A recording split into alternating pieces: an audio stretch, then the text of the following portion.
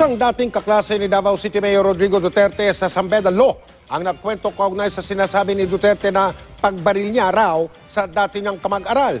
Ito po ang pagtutok ni Sandra Aguinaldo. Sa isang campaign rally, kinuwento ni Mayor Rodrigo Duterte na na-expel daw siya sa San Beda College of Law. Pag-graduate na raw sila nang barilin niya ang kaklaseng nang aasar sa kanya. Sabi ko sa kanya, naman ako, babarilin kita. Maano ako sa ilong. I beg. Expel.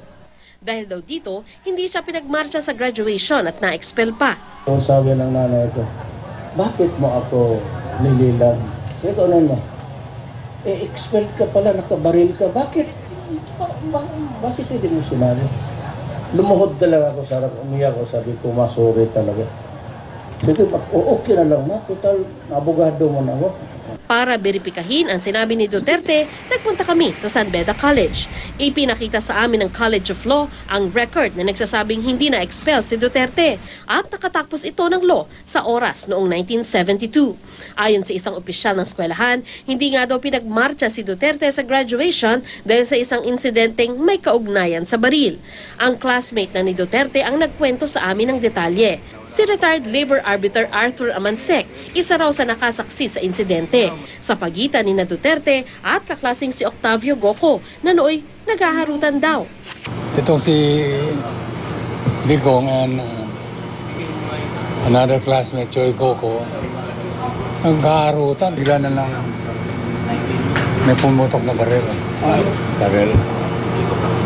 Ngayon, yung bullet was embedded in the floor na kahoy. Wala raw tinamaang tao sa pagputok ng baril. Marami umano sa kanila mga kaklase ang may dalang baril sa eskwela noong dekada 70.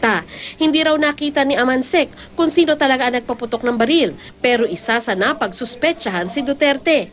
Hindi na raw nagkaroon ng investigasyon at nanatili naman umanong magkaibigan sina Duterte at Goco. Hanggang sa sumakbilang buhay si Goco sa Amerika, ilang taon lang ang nakararaan. May pagkakaiba ang kwento ni na Duterte at Amansek at may paliwanag si Amansek kung bakit.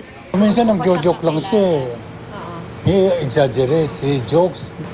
Pero yung heart niya full of truth, full of sincerity. Sandra Aguinaldo, Nakatutok, 24 Oras.